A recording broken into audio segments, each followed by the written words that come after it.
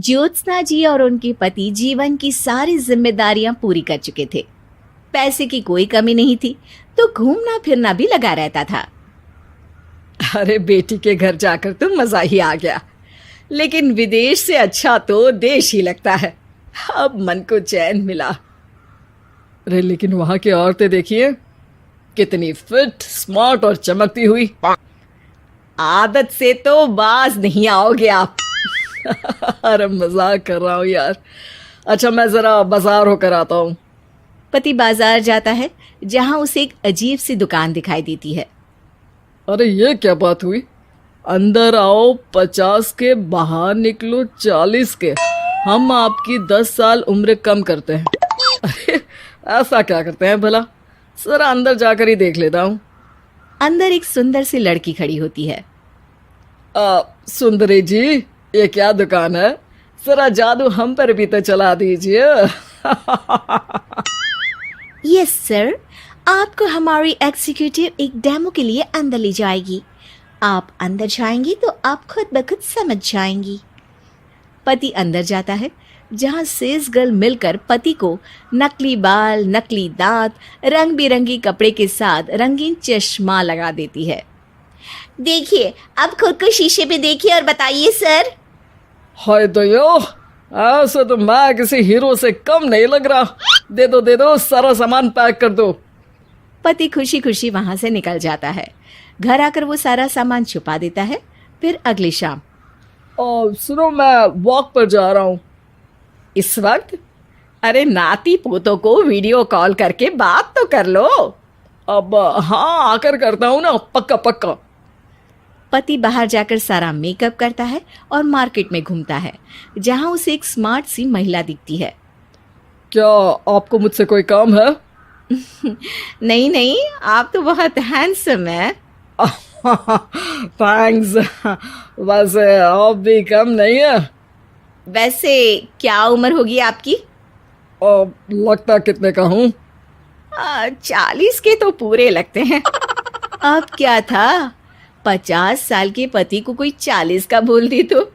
वैसे तो कम का हूँ, लेकिन टेंशन के कारण थोड़ा उम्र में बड़ा देखने लगा हूँ। ओह सच्ची? आप 40 के पूरे नहीं हो? अरे छोड़िए ना, चलिए मैं आपको कॉफी पिलाता हूँ। यहाँ की कॉफी काफी शानदार होती है। दोनों में दोस्ती हो जाती है और फिर चल पड़ता है सिलसिला रोज रोज के घूमने फिरने और मजे करने का। अब सारा दिन पतिदेव फोन पर। अरे नाश्ता तो कर लीजिए, क्या सारा दिन फोन पर लगे रहते हैं? अरे यार जरूरी काम कर रहा हूं मैं। रिटायर हो, पेंशन मिलती है, कोई काम नहीं है, फिर कौन सा जरूरी काम आन पड़ा आजकल? अरे एक प्रोजेक्ट के सोशल नेटवर्किंग का काम है, उसी पर काम कर रहा हूँ। ठीक है, चलो अब नाश्ता कर लो, देर हो रही है। पति अपना नकली सारा सामान बिस्तर के पास छुपा कर सोता, सुबह चुपके से पहनकर बाहर जाता और घर आने पर उतार देता। एक दिन पड़ोसन कहती है, अरे ज्योत्सना बहन, तुम लोगों के घर कोई हैंडसम सा आदमी रहने आया है क्या? अरे कहाँ यार, मैं और ये दो ही तो लोग हैं घर में। हैंडसम सी शक्ल देखे तो मुझे भी जमाना हो गया है। अरे पता नहीं, वो जाता तो तुम्हारे ही घर में है, क्या पता कौन होगा। अरे तुम्हारी उम्र हो रही है ना, और भाई साहब को भी गए 5 साल हो गए, शायद इसीलिए अब सारे हैंडसम नजर आ रहे होंगे। पड़ोसन भी ज्योत्सना की बात पर मुस्कुराकर वहां से चली जाती है। एक दिन, अरे सुनो जी, बहू बेटा और पोता आ रहे हैं, कुछ दिनों के लिए वो हमारे साथ ही रहेंगे। अरे शिट यार, ये क्या है? बेटे ने तो कर ली शादी, अब क्या करने आ रहा है यहाँ पर? अरे कैसी बात कर रहे हो जी, इस उम्र में तो माता पिता तरसते हैं कि बच्चे आकर साथ रहे, लेकिन आप है कि।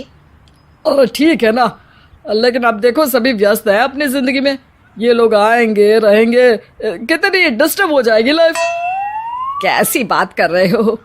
अरे जैसे बहुत हैपनिंग है ना तुम्हारी लाइफ, तो जो बच्चों के आने से डिस्टर्ब हो जाएगी। अरे दिन काटने मुश्किल होते हैं, बच्चे आ जाएंगे तो थोड़ा दिन रात पता तो चलेगा। ओफो, ठीक है, लेकिन बोल देना कि ना कोई मेरे कमरे में आए, ना मेरी लाइफ पे दखल दे कि मैं कहाँ जा रहा हूँ, क्या कर रहा हूँ, समझी? खैर, वो दिन भी आ जाता है जब बहू, बेटा और पोता उन लोगों के घर आते हैं। एक दिन, माँ जी, आज मेड नहीं आई है तो मैं आप लोगों के कमरे में झाड़ू लगा देती हूँ। अरे नहीं बहू, वो तेरे पापा को ना पसंद नहीं है कि कोई उनके कमरे में जाए। तू छोड़ ना, मैं खुद ही लगा दूंगी। सास को समझ में नहीं आता कि आखिर उसके पति ने किसी को कमरे में जाने से मना क्यों कर रखा है।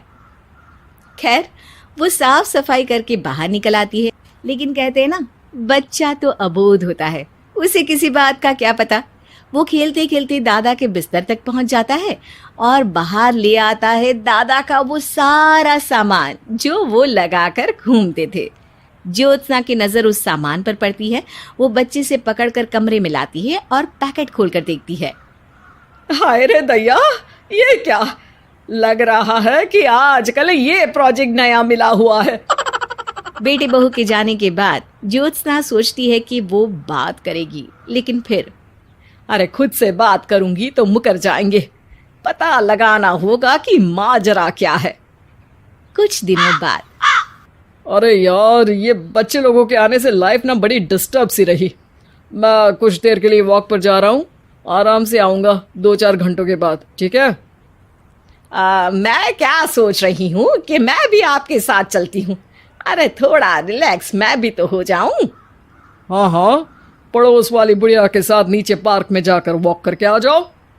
अच्छा जी, तुम कार से लॉन्ग ड्राइव के मजे लो और मैं पड़ोस की बुढ़िया के साथ। पति नहीं मानता और अपना पैकेट और कार लेकर निकल जाता है। रास्ते से वो उस महिला मित्र को फोन करता है। हाय ब्यूटीफुल, मैं कुछ दिनों के लिए आउट ऑफ कंट्री था, आज आ गया तो सोचा तुमसे मिल लूं। हाँ, क्यों नहीं, क्लब में आ जाओ। पति क्लब में पहुंचता है, सारा नकली सामान चिपका भी लेता है, लेकिन उसे पता नहीं होता कि ज्योत्सना ने सबका गोंद निकाल दिया है। ओ बेबी, मैंने आपको बहुत मिस किया। मैंने भी। लेकिन वो जैसे ही हंसता है, उसके नकली बाल गिरकर हाथ में आ जाते हैं, जिससे उसका सर गंजा दिखता है। ओ ये क्या! तभी उसका दांत भी हाथ में आ जाता है और ज्योत्सना के पति का सारा बुढ़ापा उसकी दोस्त के सामने आ जाता है। हे भगवान, अंकल जी कौन है आप? क्या ऐसी बात कर रही हो अंकल? मैं तो तुम्हारा दोस्त हूँ।